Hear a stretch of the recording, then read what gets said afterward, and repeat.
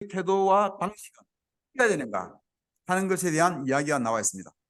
이 점을 생각하면서 에베소서 4장을 같이 읽겠습니다. 제가 읽겠습니다. 성경을 꺼내서 같이 보시기 바랍니다. 이 점을 생각하면서 에베소서 4장 1절부터 그러므로 주님 안에서 갇힌 몸이 된 내가 여러분에게 권합니다. 여러분은 부르심을 받았으니 그 부르심에 합당하게 살아가십시오. 겸손함과 온유함으로 깍듯이 대하십시오.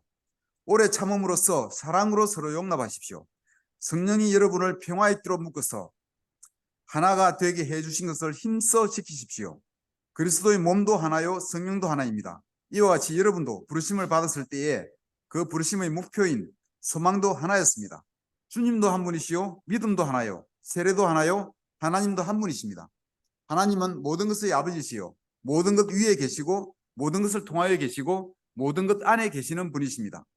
그러나 하나님께서는 우리 각 사람에게 그리스도께서 나누어 주시는 선물의 분량을 따라서 은혜를 주셨습니다. 그러므로 성경에 이르시기를 그분은 높은 곳으로 올라가셔서 포로를 사로잡으시고 사람들에게 선물을 나누어 주셨다 합니다. 그런데 그분이 올라가셨다고 하는 것은 먼저 그분이 땅의 낮은 곳으로 내려오셨다는 것을 말하는 것이 아니고 무엇이겠습니까?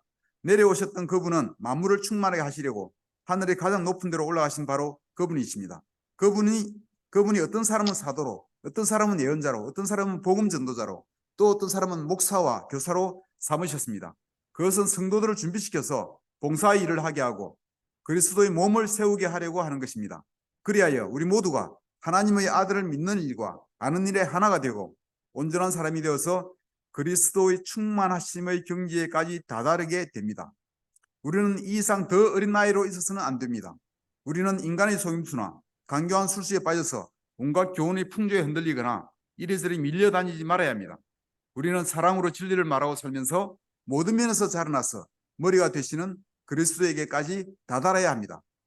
온몸은 머리이신 그리스도께 속해 있으며 몸에 갖추어져 있는 각 마디를 통하여 연결되고 결합됩니다. 각 지체가 그 맡은 분량대로 활동함을 따라 몸이 자라나며 사랑 안에서 몸이 건설됩니다. 17절 그러므로 나는 주님 안에서 간곡히 권고합니다. 이제부터 여러분은 이방 사람들이 허망한 생각으로 살아가는 것과 같이 살아가지 마십시오. 그들은 자기들 속에 있는 무지와 자기들의 마음의 완고함 때문에 지각이 어두워지고 하나님의 생명에서 떠나 있습니다. 그들은 수치의 감각을 잃고 자기들의 몸을 방탕에 내맡기고 탐욕을 부리며 모든 더러운 일을 합니다. 그러나 여러분은 그리스도를 그렇게 배우지는 않았습니다. 여러분이 예수 안에 있는 진리대로 그분에 관해서 듣고 또 그분 안에서 가르침을 받았으면 여러분은 지난날의 생활 방식대로 허망한 욕정을 따라 살다가 썩어 없어질 그 옛사람을 벗어버리고 마음의 영을 새롭게 하여 하나님의 형상을 따라 참 의로움과 참 거룩함으로 지으심을 받은 새 사람을 입으십시오. 그러므로 여러분은 거짓을 버리고 각각 자기 이웃과 더불어 참된 말을 하십시오. 우리는 서로 한 몸의 지체들입니다. 화를 내더라도 죄를 짓는 데까지 이르지 않도록 하십시오. 해가 지도록 노여움을 품고 있지 마십시오. 악마에게 틈을 주지 마십시오. 도둑질하는 사람은 다시는 도둑질을 하지 말고 수고를 하여 제 손으로 떳떳하게 벌이를 하십시오. 그리하여 오히려 궁핍한 사람들에게 나누어 줄 것이 있게 하십시오. 나쁜 말은 입 밖에 내지 말고 덕을 세우는 데에 필요한 말이 있으면 적절한 때에 해서 듣는 사람에게 은혜가 되게 하십시오. 하나님의 성령을 슬프게 하지 마십시오. 여러분은 성령 안에서 구속의 날을 위하여 인치심을 받았습니다. 모든 악독과 격정과 분노와 소란과 욕설은 모든 악의와 함께 내버리십시오. 서로 친절히 대하며 불쌍히 여기며 하나님께서 그리스도 안에서 여러분을 용서하신 것과 같이 서로 용서하십시오. 아멘.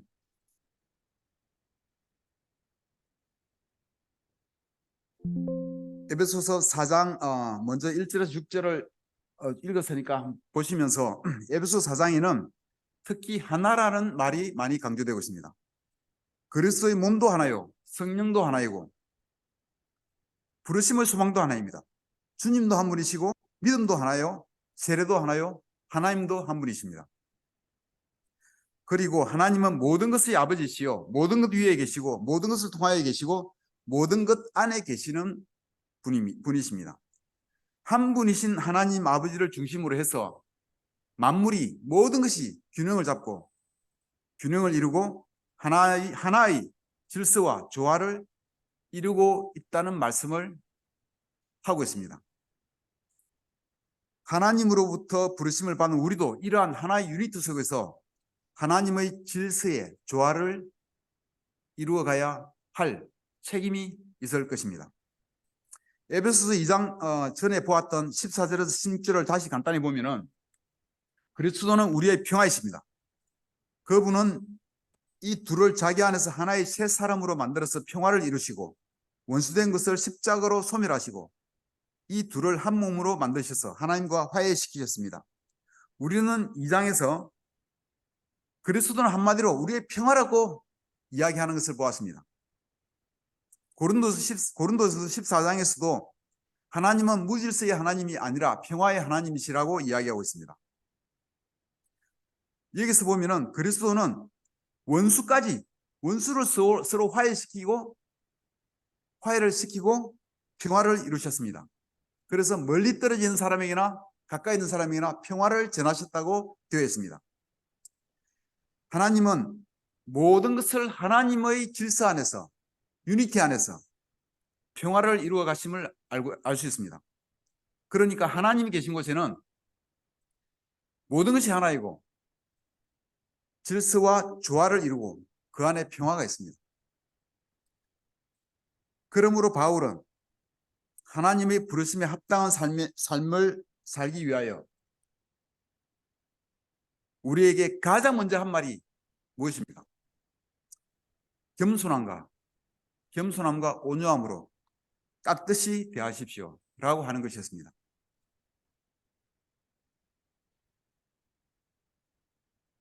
하나님의 부르심을 받은 우리에게 가장 먼저 한 말씀이 바울이 전한 말씀이 겸손함과 온유함으로 서로 깍듯이 대하십시오 라고 하는 것이었습니다. 우주과학을 열심히 공부하라는 것이 아니었습니다. 자연의 신비를 공부해서 지식을 얻으라는 이야기가 아니었습니다. 운동을 열심히 해서 건강을 잘 유지하라는 것도 아니었고 우리끼리 서로 대하는 방식에 대하여 가장 먼저 이야기하고 있습니다. 사람끼리의 관계에 대해서 가장 먼저 이야기하고 있습니다. 어떻게 사람을 대할 것인가를 가장 먼저 가르치고 있습니다. 그래서 하나님의 질서 안에서 사람인 우리끼리 어떻게 조화를 이루며 평화롭게 살 것인가를 이야기하는 것입니다. 어떻습니까? 여러분은 사람을 잘 대하고 계십니까? 잘 대하는 편입니까?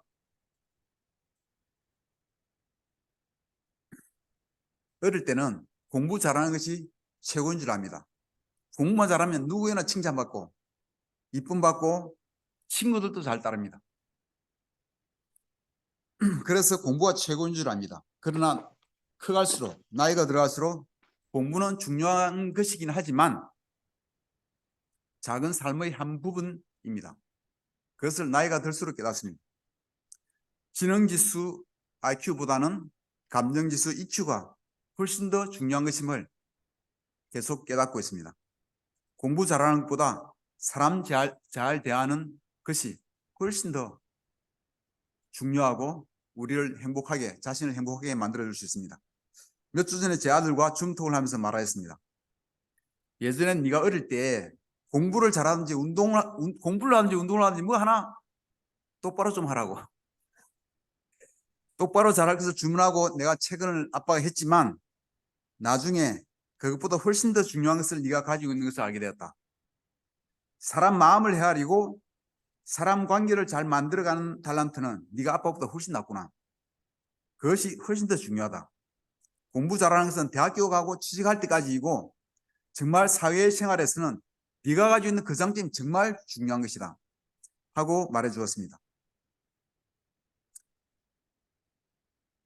바울도 여기서 하나님의 부르심을 받아서 크리스천이 된 우리가 가장 먼저 갖추라고 한 것이 겸손함과 온유함으로 서로 깍듯이 대하는 것입니다. 영어로는 be completely humble and gentle 이라고 합니다. 완전히 겸손하고 부드러워지라는 이야기입니다. 형제 여러분 많이 부드럽습니까? 겸손하는 건 좀 이렇게 표현하는 것 같은데 이 많이 부드러운 거는 우리가 얼마나 밖으로 잘 표현되는지 모르겠습니다. 그리스도인이라면 겸손함과 온유함의 덕목을 갖추기 위해서 노력해야 할 것입니다. 얼마나 부드러운 태도로 서로를 대하고 있습니까? 제게 정말 필요한 덕목입니다. 만약 제가 아내에게 좀 더 겸손하고 부드러운 태도로 대할 수 있었다면 아마 제 점수는 훨씬 더 높아졌을 것입니다. 우리 가운데 아마 말을 부드럽게 하지 못해서 손해를 본 형제들이 있다면 제가 아마 그 중에 가장 큰 손해를 본 형제 중에 한 명일 것입니다. 아내와의 관계에서 평화를 유지하기 위해서 겸손함과 온유함이 꼭 필요하고 제가 배워야 할 부분입니다. 믿음이 없을 때도 말이 겸손하거나 부드럽지 않게 되는 것을 제가 배웠습니다. 요즘 저는 많은 미팅을 하고 있습니다. 부산교회 내에서도 맥그룹 미팅이 있고 인도자 미팅 등 또 작은 여러 가지 미팅이 있습니다. 대외적으로는 KTT 미팅이 있고 전임들 미팅이 있고 교회 대표자 미팅 등이 있습니다. 미팅이 자주 있습니다. 미팅을 하면서 배우는 것이 마음도 말도 정말 겸손하게 해야겠구나 하는 것을 정말 부드럽게 말해야 되겠구나 하는 것을 배우고 있습니다.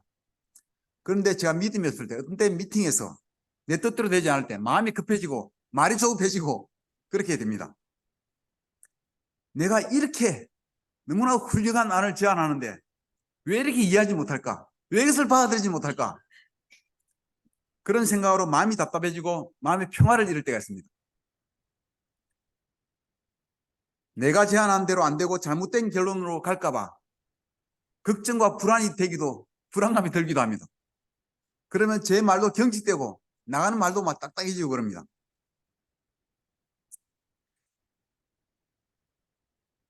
모든 미팅의 결과는 하나님 인도하실 것이고 그분 뜻대로 될 것입니다. 나는 내 몫만 하면 되는데 믿음이 없으니까 자꾸 걱정이 되는 거예요. 잘못되면 어떡할까?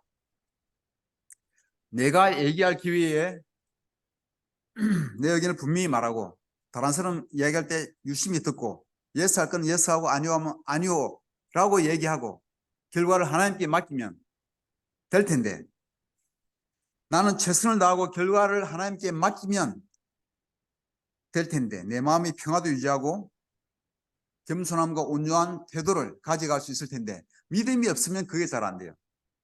그래서 믿음을 가져야겠다는 생각을 하고 있습니다. 에베소서 4장 15절과 29절 보시겠습니다. 아까 읽었지만 우리는 사랑으로 진리를 말하고 살면서 모든 면에서 자라나서 머리가 되시는 그리스도에게까지 다다라야 합니다.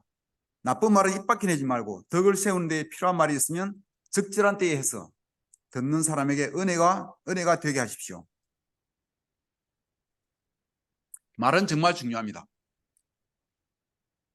잠언 18장에 보면은 혀는 사람을 살리기도 하고 죽이기도 한다고 되어 있습니다. 저는 그 말씀을 정말 믿습니다. 말 한마디로 천냥빚을 갚는다는 말도 저는 정말이라고 생각합니다. 우리 입에서 나오는 모든 말은 듣는 사람에게 덕이 되고 은혜가 되게 적절하게 잘 해야 합니다. 말은 우리 관계를 세우기도 하고 망가뜨리기도 합니다. 말은 정말 우리를 죽이기도 하고 살리기도 합니다. 우리는 사랑으로 진리를 말할 줄 알아야 합니다. 그리스도 안에서는 각양각색의 사람들이 모여서 하나가 되고자 합니다. 성령님이 평화의 띠로 묶어 주셨지만 하나로 만들어 주셨지만 그 평화를 계속 지키기가 만만치는 않습니다. 왜냐하면 우리 사람들은 너무 다르기 때문입니다.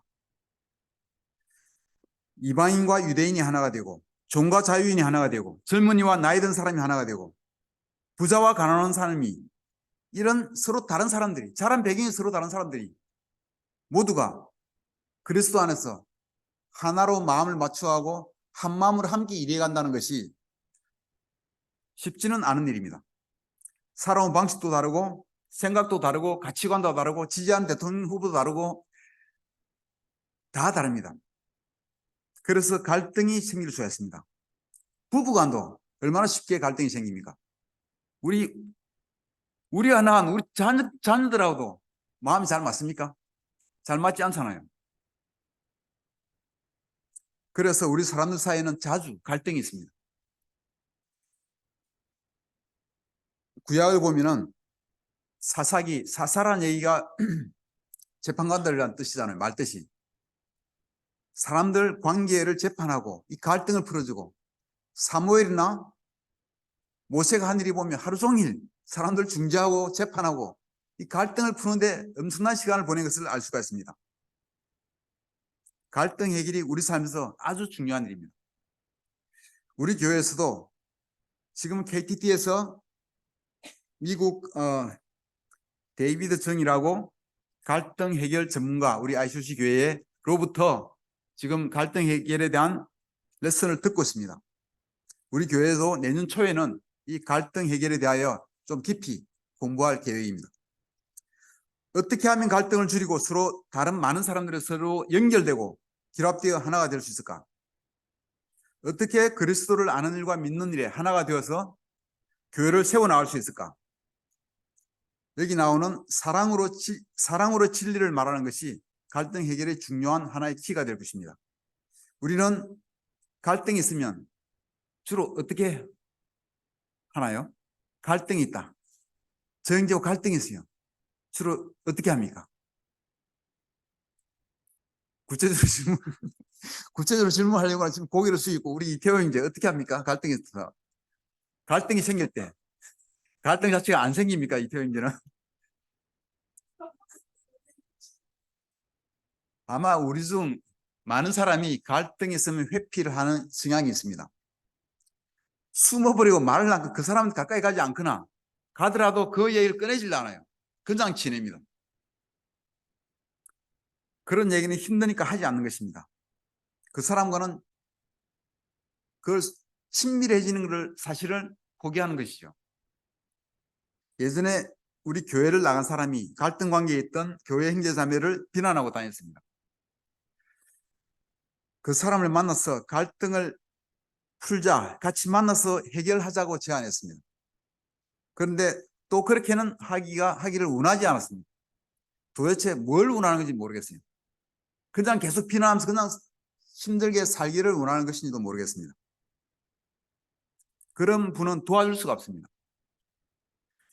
해결하고 싶은 마음이 없으면 대책이 없습니다. 또 어떤 사람은 진실을 용기 있게 말을 해요. 회피하는 게 아니라 진실을 말합니다. 그런데 방법이 틀려요. 사랑으로 하지 않습니다. 판단하거나 비난하듯이 말하거나 다수 사람들이 있는 곳에서 공개적으로 말을 합니다. 또는 본인에게 직접 말하지 않고 뒤에서 다른 사람들과 가십을 이렇게 하면서 얘기합니다. 사랑으로 진실을 말하는 것이 아닙니다. 그렇게 하면 문제는 결코 해결되지 않고 갈등은 증폭될 것입니다.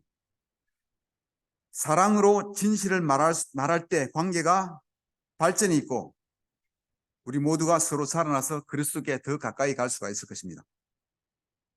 말은 우리의 평화를 유지할 수 있고 또 깨뜨릴 수도 있습니다. 말은 우리 관계를 정말로 죽이고 또 살릴 수도 있습니다. 에베소서 4장 7절과 11절, 13절, 16절까지를 우리 읽었으니까 하나님은 우리에게 각자에 맞는 적절한 은혜의 선물을 주셨습니다.